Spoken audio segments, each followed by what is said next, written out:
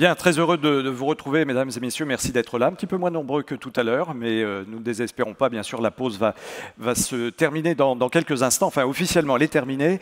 Nous laissons encore quelques instants à d'autres personnes pour venir nous rejoindre, car le programme est très alléchant. Nous sommes ensemble, évidemment, jusqu'à 13h, 13h30, avec encore un programme riche. Et notamment, tout de suite, je vous propose de partir en Amérique latine.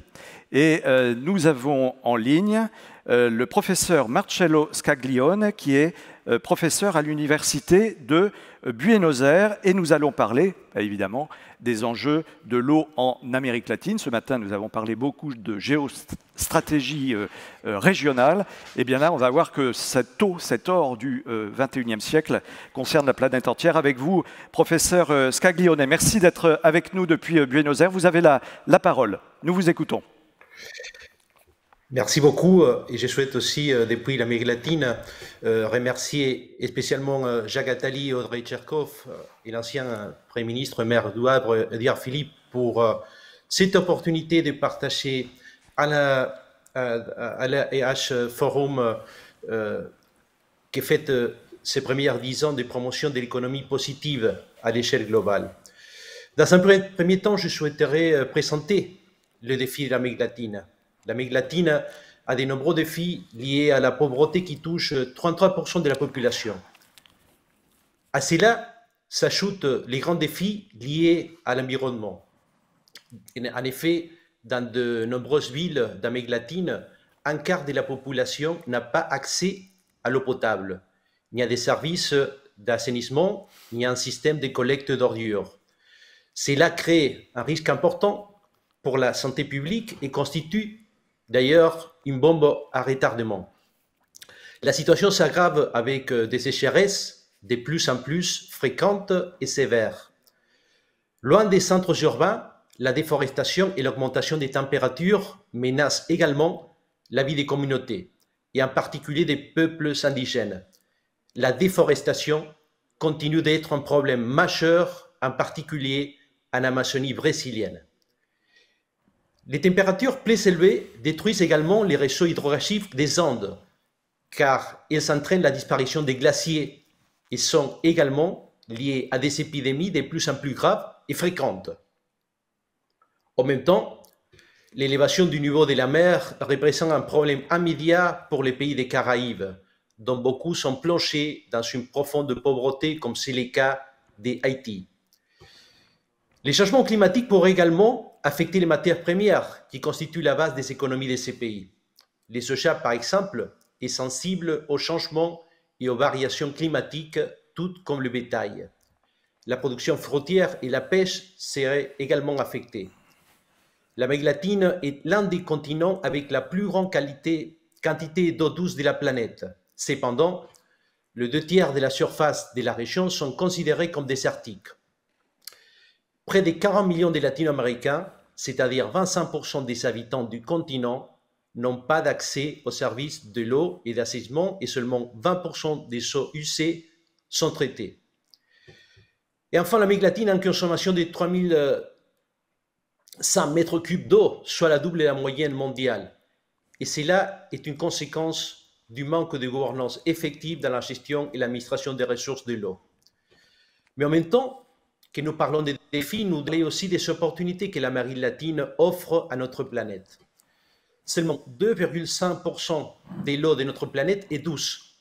Et l'Amérique latine produit 26% de cette eau douce, composée des lacs, des rivières, des aquifères et des glaciers. D'ici 2050, l'eau pourrait devenir un actif clé au niveau mondial. Et la région disposera d'une ressource naturelle stratégique et géopolitique majeure. En Amérique du Sud, il existe de très grands bassins, l'Amazone qui traverse le Brésil et 7 autres pays de la région, les bassins de la Plata qui traversent les pays du marché commun du Sud et les bassins de l'Orinoque qui traversent le Venezuela et la Colombie. Pour prendre un peu de conscience sur l'importance stratégique de ces ressources en eau, les bassins de la Plata, par exemple, la 3e plus grande réserve d'eau de la planète, et pourraient fournir de l'eau à la population mondiale pendant les 2 prochains siècles à venir. L'eau est également une source très importante de production d'énergie à travers les barrages.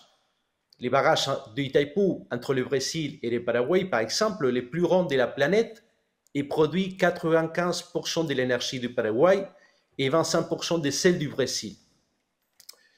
Et que faisons-nous en Amérique latine pour faire face à ces enjeux? Nous travaillons avec des organisations internationales comme l'Union européenne et l'OCDE. Il y a un travail très important avec l'Union européenne dans le cadre du Team Europe à travers le développement des projets alignés sur le pacte vert européen. Je voudrais citer les projets, par exemple, du développement durable 2030 du Grand Chaco, la deuxième forêt de la région partagée par plusieurs pays, dont l'Argentine et le Paraguay, avec une présence importante des peuples indigènes. Et dans ces contextes, l'Union européenne financera un modèle durable intégrant l'accès à l'eau, à son épuration, à la préservation de la biodiversité et le développement de l'économie forestière, qui est un atout majeur pour équilibrer l'empreinte carbone au niveau global. Aussi, dans le cadre du processus d'accès de l'Argentine à l'OCDE, que j'ai dirigé pendant 4 ans en tant que sous-secrétaire d'État, nous avons décidé de rejoindre les dialogues de l'OCDE sur la gouvernance de l'eau et de nous soumettre à l'examen des pays membres. Cette initiative réunit 120 membres du secteur public, des entreprises et des organisations de la société civile et permet au gouvernement d'échanger et de coopérer sur les meilleures pratiques en matière de politique publique de la gouvernance de l'eau. Nous travaillons aussi très fortement avec les secteurs académiques. De manière particulière, je souhaite évoquer les travaux de l'Université de Buenos Aires, dont je suis actuellement sous-secrétaire de Relations internationales. L'Université de Buenos Aires, créée en 1821, constitue la plus importante université d'Argentine. Elle est classée première université d'Ibéroamérique et considérée comme l'un des centres d'études les plus prestigieux de la planète.